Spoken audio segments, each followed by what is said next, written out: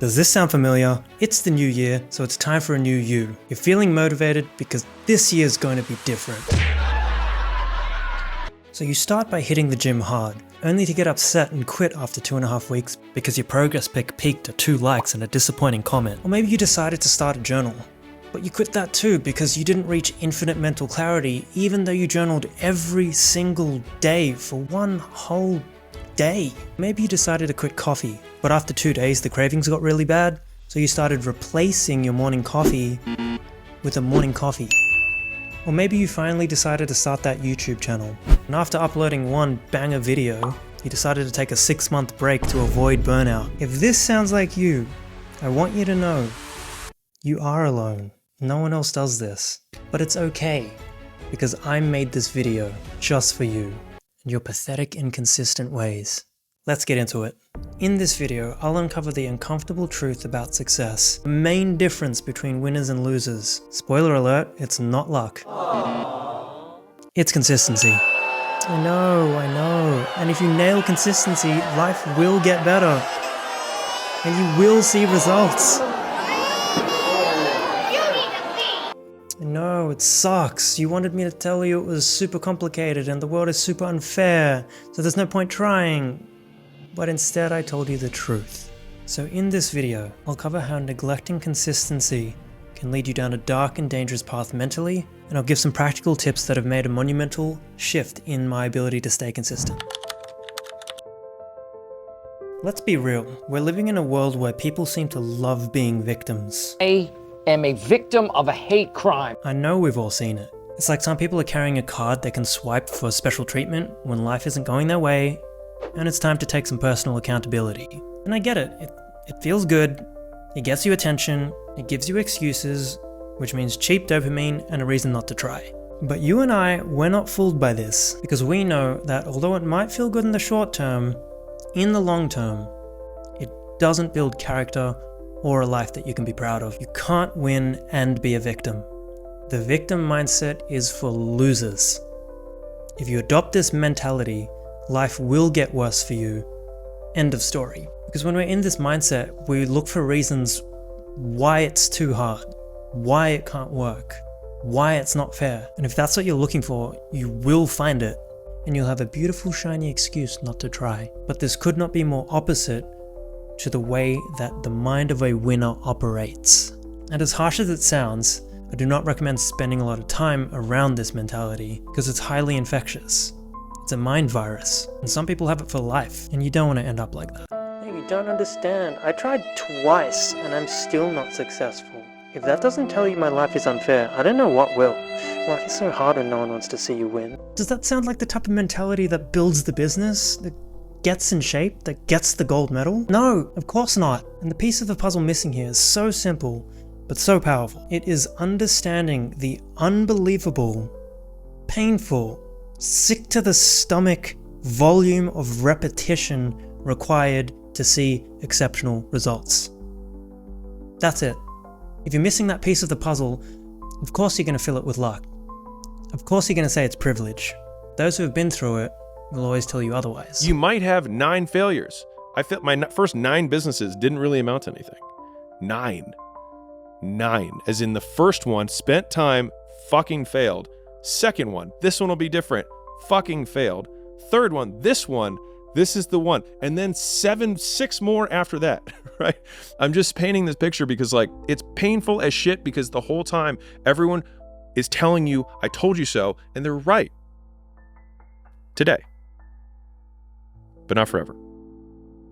The unbelievable volume of repetition to get the result you want can be so hard to accept. And it's something that's only just recently starting to really sink in for me. So most of my life during university was spent relentlessly obsessing over starting a business. It was like my ultimate fantasy at the time to have my own Zuckerberg college dropout story. So dramatic. Anyway, I was obsessed. I organized so many chats with university staff, society leaders, young entrepreneurs, anyone who would talk to me about business ideas and building a business. Basically doing anything but building a business. I attended way too many business seminars, consumed far too much podcast and reading material. I even had a giant whiteboard in my room that took up the space of an entire wall where I would basically try to connect the dots between ideas, and as if I'd eventually crack the code, see the matrix, and discover the perfect business idea. Point is, I tried everything I could at the time. Eventually I did find an idea, committed 2 years, and it didn't amount to much. And nothing about that was unfair. I just did so many things so wrong for so long, and I'm only now in hindsight starting to see the patterns of where I went wrong and the mistakes I will never make again. And that's the way it's supposed to be. It's supposed to be difficult, or else everyone would do it and it would have very little value.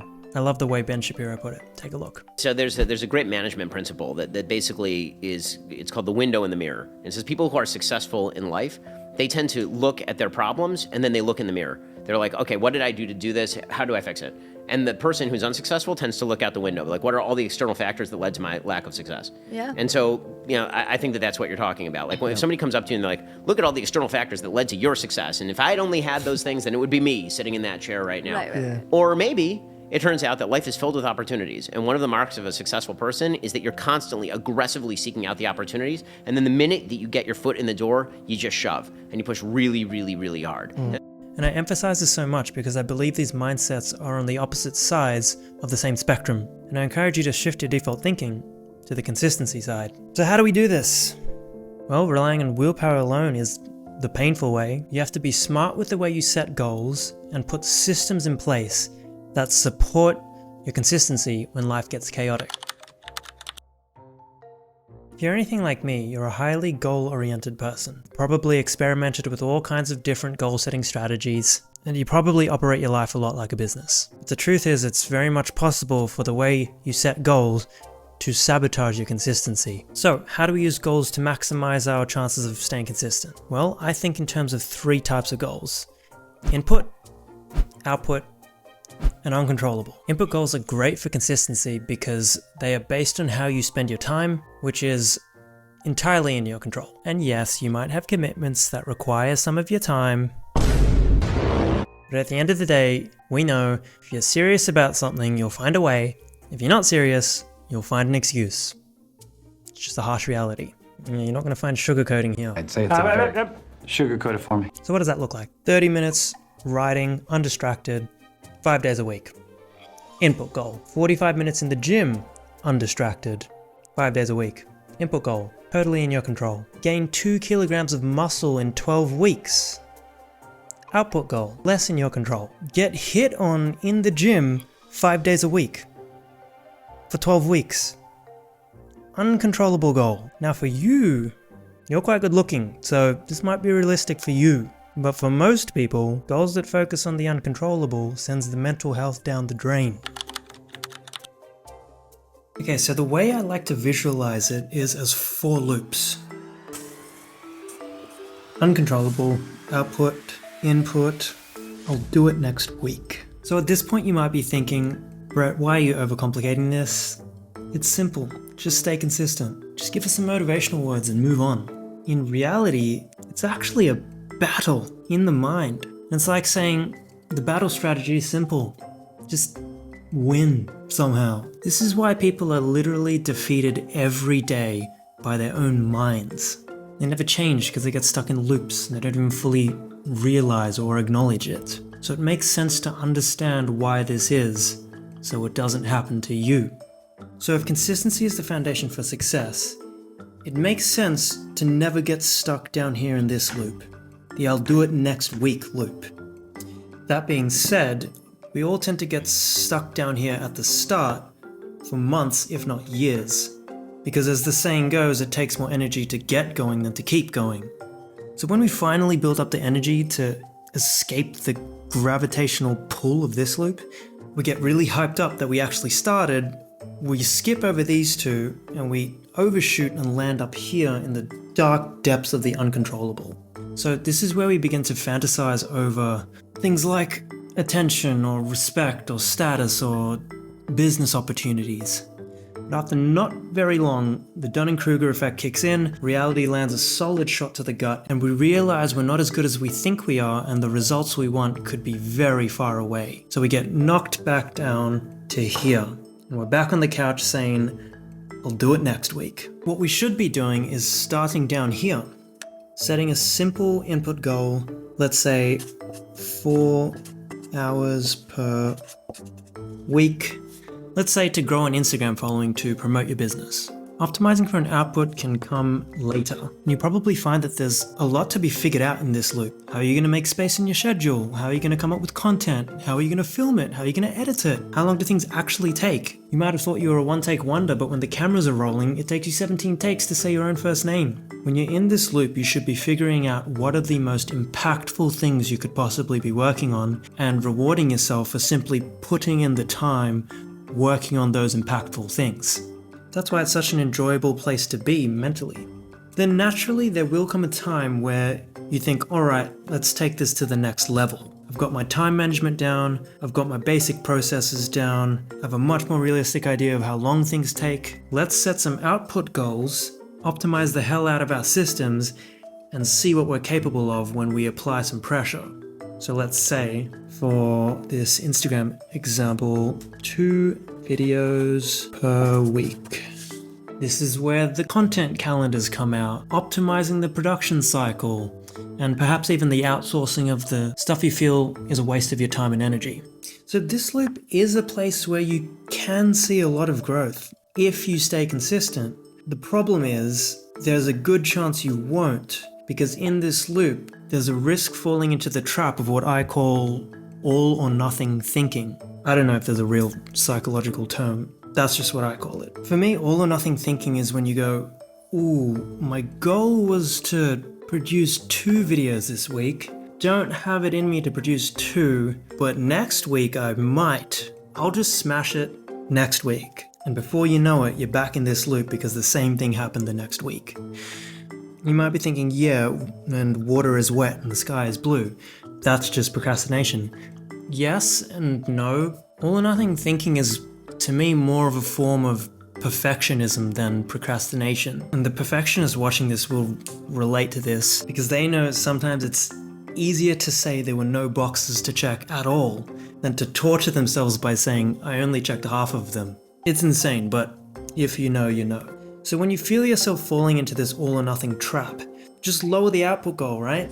Well, to play devil's advocate, there is a good chance you'll just expand the work to fill the time available. You may recognize this as Parkinson's law, and you might get stuck in the same pattern of thinking, just with lower numbers. The pattern of, if I don't meet this deadline, I'll feel like a failure, but if I produce garbage just to meet the deadline, then I'll feel like a failure. See, here the reward is purely in the outcome rather than the process. And that's when you start thinking, oh man, when is this gonna end? This is torture. And that's why this loop is where burnout happens. So why even enter the loop of continuously setting and trying to meet output goals like a human manufacturing plant? Especially if there's a good chance it'll be the reason you'll give up altogether. The truth is, I'm not entirely sure. And in fact, the more I dig, the more it becomes clear that, especially when it comes to knowledge work, there is a valid argument to just stay in the input loop and be relaxed with outcomes. At the time of filming, I'm in the middle of the book Slow Productivity by Cal Newport, the productivity expert who brought you So Good They Can't Ignore You, Deep Work, and more. So the entire philosophy he presents in the book revolve around 3 core principles. Do fewer things, work at a natural pace, and obsess over quality. I know, that does not hit the ear well in today's mass-producing, short-form addicted, brain rot consuming, hustle culture society. But honestly, I think it deserves its own video because there's a lot to unpack. For now, what stood out to me was when he laid down the principle, work at a natural pace.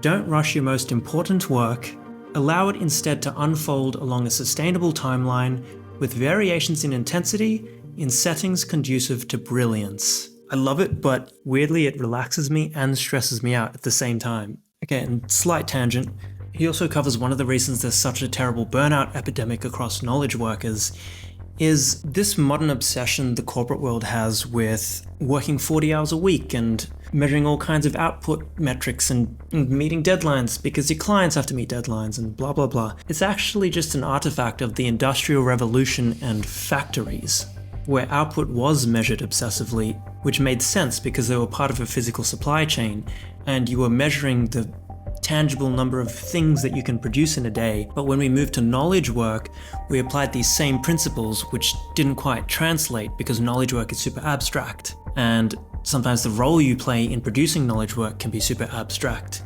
And it generally takes way longer to see the final product, which is why you have people setting weird arbitrary output goals, being constantly busy, but not feeling like they're ever doing enough, and ultimately burning themselves out. The way Cal puts it is, we suffer from overly ambitious timelines and poorly managed workloads due to a fundamental uneasiness with ever stepping back from the numbing exhaustion of jittery busyness. Ooh. Man, I'm tempted to go down the rabbit hole, but gotta save it for another video. So that brings us back to why input goals are so powerful. They align perfectly with this idea of working with a natural pace. When you focus on input goals like, this week I just have to spend 4 hours undistracted on content creation, rather than, I must output 2 videos this week or else I've failed and I should just give up. You're giving yourself permission to work sustainably, build a better quality product, all while maintaining consistency and momentum. Honestly, the guy who shows up when all he can give is 50%, in the long run he's gonna beat the guy who only shows up when he can give 100. That's what I'm starting to realize. So the takeaway is, experiment with these 2 loops. If you feel obsessing over output is destroying you mentally, and you feel burnout approaching, just fall back down to this loop. Focus on input for a while and enjoy continuous natural progress. Don't ever get caught up ruminating on the uncontrollable, unless you hate joy and happiness. And of course, stay out of this loop, because this loop is where losers go to spin around indefinitely, get nowhere, and then complain about how the world is unfair. There you go. Let's move on. So having the right goals is great, but it's only half the battle. As James Clear says in Atomic Habits, you don't rise to the level of your goals, you fall to the level of your systems. Every Olympian wants the gold medal, every entrepreneur wants the thriving business. Winners and losers have the same goal, to win. What separates them is in the 168 hours in a week we all share, the winners do things the losers don't. No, what about luck and privilege and natural talent? No, the winners have put systems in place that work. And they have built those systems with systems. Systems of continuous improvement. Does that make sense? It's how athletes are built. They start with a basic training program, and as they are sticking to their program, they are improving their program. It's how successful businesses are built. You start with a terrible system. A system you know is terrible, but you make sure it's harnessed by a system to improve the system. I'm telling you, as long as you self-reflect, intentionally do something better each day, and stay consistent, it's kind of hard to lose. In fact, I'd go as far as saying if you genuinely gave this process your best, not pretend to give it your best, but genuinely, as if your life depended on it, you can't lose. Seriously, let that sink in before you squish it up and throw it in the mental trash. So I stopped comparing what I didn't have to what other people had. I left that off the table. And then I started to reward myself for improving over what I was yesterday. And that's profound change, because it means that you actually get your reward structure transformed. And that's a big deal, because that's your source of positive emotion and enthusiasm, encouragement, all of that. So now you can start to encourage yourself for genuine improvement. And it's also pragmatically extremely intelligent, because incremental improvement repeated is virtually unstoppable. Consistency really does make you unstoppable. It's an unbelievably powerful message. Alright, enough of the deep stuff. I want to finish up with something really practical. Here are 3 systems that have been really helping me stay consistent.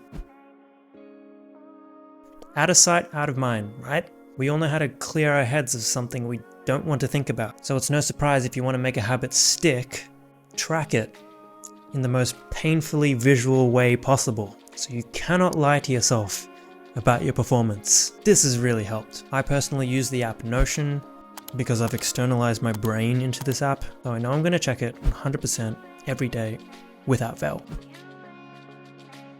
So I have a template in Notion that walks me through a weekly review process. Every Sunday evening, it pulls data from the habit tracker and my calendar, and it forces me to reflect on exactly how I'm spending my time, and it forces me to answer some tough questions on how I'm spending my time, and it forces me to write down exactly what I'm going to change in the next week. And that's the key. Be explicit, don't lie to yourself, get it out of your head onto paper. Like I mentioned earlier, major self-improvement doesn't come without brutally honest self-reflection. And honestly, most people will try to convince you that strategies like this are insane and over the top and suck the joy out of life. But reality is, most people suck at staying consistent. Most people make average decisions and get average results. So if you want to build an extraordinary version of yourself, of course you'll have to do things that most people think are a little over the top and a bit insane. It's the only way. This is essentially being intentional with who you spend your time with and where you spend your time. By that I mean creating an environment around you that naturally encourages good habits. So for example, where I used to live during COVID, honestly it wasn't a great place for walking or running, and there were definitely days where I would not leave the house at all during lockdown. And honestly, I look back at photos from back then and I look pale and sick. But since moving here, I've made it a non-negotiable to spend at least 1 hour outside walking or running, and it has become absolutely effortless. Truly, all because the environment naturally encourages it. I can honestly say, stormy weather aside, I've not missed a single day, not once. And it's been so easy because the area is so beautiful and everyone here is so fit. So easy. This one is honestly so powerful. Figure out what you want to become and intentionally design an environment around you that encourages you to take action. I'm trying to make this channel for those who aren't ashamed to say that they are trying to level up in life.